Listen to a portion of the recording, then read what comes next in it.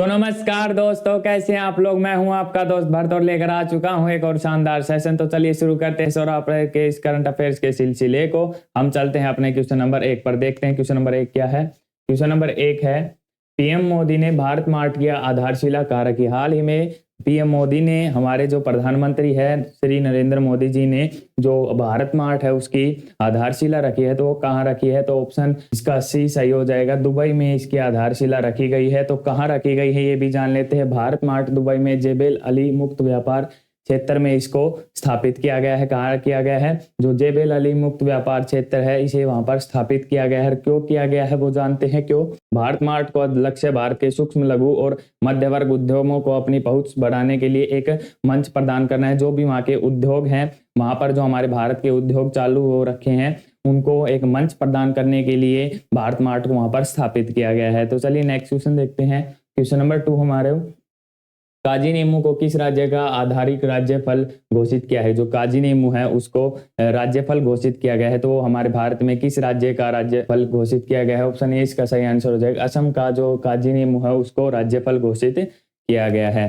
तो जो हमारे काजी नींबू है, जो काजी नींबू है वो एक नींबू की एक किस्म है, एक तरह से नींबू की एक किस्म है। काजी नींबू को 2019 में जीआई टैग भी दिया गया था। एक भौगोलिक संकेत से इसे सम्मानित किया गया था। जो काजी नींबू है वो एक नींबू की किस्म है। तो चलिए नेक्स्ट क्वेश्चन देखते हैं। क्वेश्चन नंबर 3 हमारा, इस संस्थान ने ध्वनि आधारित एंटी ड्रोन प्रणाली विकसित की है। जो ध्वनि आधारित एंटी ड्रोन प्रणाली है, पहली अपनी तरह की एक प्रणाली है और किसने ये इसे इजाद किया है। ऑप्शन बी इसका सही आंसर हो जाएगा। आईआईटी जम्मू ने इसे इजाद किया है और आईआईटी जम्मू के प्रोफेसर हैं, उन प्रोफेसर्स का नाम क्या है, हमारे डॉक्टर जो करण नाथवानी है, उन्होंने एंटी ड्रोन प्रणाली ये शुरू की है। ये अपनी तरह की एक पहली प्रणाली है और इस एंटी ड्रोन को कैमरे या रडार की आवश्यकता के बिना ही इसे चलाया जा सकता है। कैमरे या रडार की इसे चलाने में आवश्यकता नहीं होती है, बिना कैमरे और रडार के इसे चलाया जा सकता है। और जो डॉक्टर हमारे करण नाथवानी है, उन्होंने इस एंटी ड्रोन आधारित प्रणाली का इजाद किया है। तो चलिए नेक्स्ट क्वेश्चन देखते हैं। क्वेश्चन नंबर 4 हमारा, सुप्रीम कोर्ट ने इलेक्ट्रोल बॉन्ड पर रोक लगाते समय किस अधिकार का उल्लंघन बताया। जो इलेक्ट्रोल बॉन्ड है उसका अभी उल्लंघन हुआ है, तो उसका तो किस अधिकार का उल्लंघन बताया है। ऑप्शन सी सही आ जाएगा। सूचना आधारित उल्लंघन बताया है, आरटीआई का इसमें उल्लंघन बताया गया है। जो सुप्रीम कोर्ट ने कहा है कि इलेक्ट्रोल बॉन्ड को जो गुमनाम रखना सूचना अधिकार के जो उल्लंघन है, तो किस अनुच्छेद के उल्लंघन है। 19(1)(a) के अनुच्छेद का उल्लंघन बताया है। कौन सा है, 19(1)(a) का वो उल्लंघन बताया है। तो सुप्रीम कोर्ट ने कहा है कि बैंकों को इलेक्ट्रोल बॉन्ड, जो एसबीआई है, एससी ने कहा है कि जो एसबीआई है उसको जो इलेक्ट्रोल बॉन्ड है वो बैंकों को देना बंद करना पड़ेगा। ठीक है, तो सुप्रीम कोर्ट ने ये आदेश जारी किया था। कौन सा अनुच्छेद है, 19(1)(a) के अनुच्छेद के तहत बताया गया है। ठीक है, तो चलिए नेक्स्ट क्वेश्चन देखते हैं। क्वेश्चन नंबर 5 हमारा है, पहली luxury train dream of the desert जो किस देश में शुरू की गई है। जो ड्रीम ऑफ द डेजर्ट है, जो लग्जरी ट्रेन है, तो वो किस राज्य में शुरू की गई, हाल ही में की गई है। तो की गई हमारा सऊदी अरब में। तो ऑप्शन डी इसका सही आंसर हो जाएगा। सऊदी अरब में ड्रीम ऑफ द डेजर्ट जो ट्रेन है, एक लग्जरी ट्रेन है, वो शुरू की गई है। जो मध्य पूर्व की पहली लग्जरी ट्रेन है, जो हमारे सऊदी अरब है उसके मध्य पूर्व की एक लग्जरी ट्रेन है, पहली लग्जरी ट्रेन है।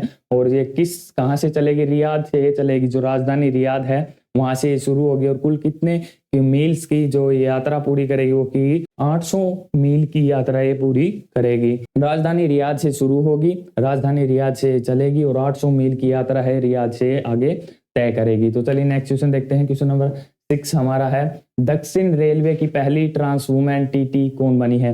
जो दक्षिण रेलवे की पहली ट्रांस वुमेन टीटी बनी है वो कौन बनी है, हमारा ऑप्शन सी सही आंसर हो जाएगा। सिंधु गणपति है, वो हाल ही में न्यू टीटी बनी है, जो दक्षिण रेलवे है। ठीक है, दक्षिणी रेलवे है। जो हमारी सिंधु गणपति है, उनका कैरियर कब स्टार्ट हुआ था रेलवे में, 2003 में इन्होंने अपना कैरियर स्टार्ट किया था और हाल ही में अभी ये टीटी बन गई है रेलवे में। ठीक है, तो चलिए नेक्स्ट क्वेश्चन देखते हैं। क्वेश्चन नंबर 7 हमारा, भारत के किस पूर्वोत्तर राज्य में लोंगटे उत्सव मनाया जा रहा है। जो लोंगटे उत्सव है वो हाल ही में बनाया जा रहा है, तो किस राज्य में बनाया जा, किस पूर्वोत्तर राज्य में, और राज्य भी है तो पूर्वोत्तर, किस पूर्वोत्तर राज्य में बनाया जा रहा है। तो ऑप्शन बी सही आंसर हो जाएगा। अरुणाचल प्रदेश है, उसमें त्योहार बनाया जा रहा है। कौन सा त्योहार है, जो लोंगटे त्योहार है ये बनाया जा रहा है, ये एक पूर्वोत्तर राज्य है। ठीक है, तो जानते हैं इसके बारे में। जो लोंगटे उत्सव है उसको अरुणाचल प्रदेश की एक जनजाति है, वो कौन सी है, नीसी जनजाति से बनाती है। नीसी जनजाति है जो अरुणाचल प्रदेश में निवास करती है, वो इसे बनाती है। ठीक है, यह फसल का त्योहार है, एक फसल का त्योहार है फसल के जो नए मौसम है, जो नए मौसम की शुरुआत होती है, जो फसल कटने पर एक नए मौसम की शुरुआत होती है, तो इसलिए इसे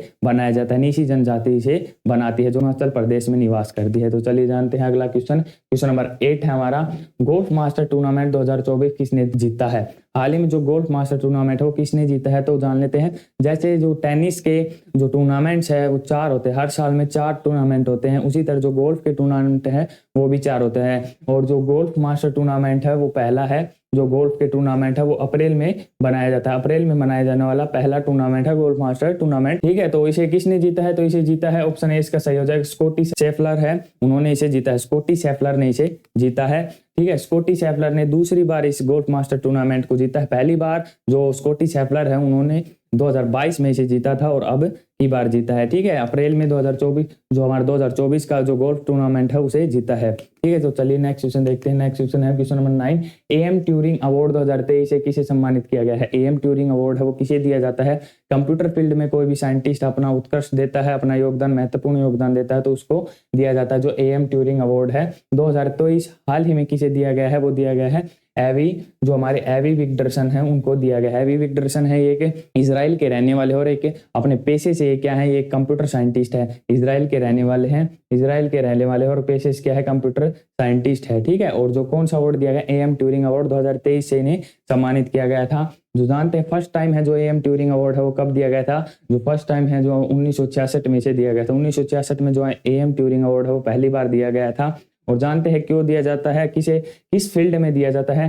कंप्यूटिंग और प्रौद्योगिक क्षेत्र में अपने जो किए गए योगदान है, महत्वपूर्ण योगदान है, उत्कृष्ट योगदान के लिए इन्हें ये दिया जाता है। ठीक है, एएम ट्यूरिंग अवार्ड 2023 से सम्मानित किया गया था कि इजराइल के रहने वाले हैं और कंप्यूटर साइंटिस्ट है पेशे से। तो आई होप आपको समझ में आ गया होगा। तो चलिए चलते हैं अपने आखिरी प्रश्न पर। क्वेश्चन नंबर 10 हमारा, बजरनी बेनेडिक्टसन को किस देश का प्रधानमंत्री नियुक्त किया गया है? जो हमारी बजरनी है उनको किसी देश का प्रधानमंत्री नियुक्त किया गया है। तो किस देश का प्रधानमंत्री नियुक्त किया गया है? ऑप्शन ए आइसलैंड का प्रधानमंत्री हाल ही में उन्हें नियुक्त किया गया है। क्यों किया गया है वो भी जान लेते हैं। जो हमारी बजरनी है उनको किया गया है, जो बजरनी से पहले प्रधानमंत्री बने थे वो कौन थे? हमारे पूर्व प्रधानमंत्री है कैटरीन थे इनसे पहले प्रधानमंत्री।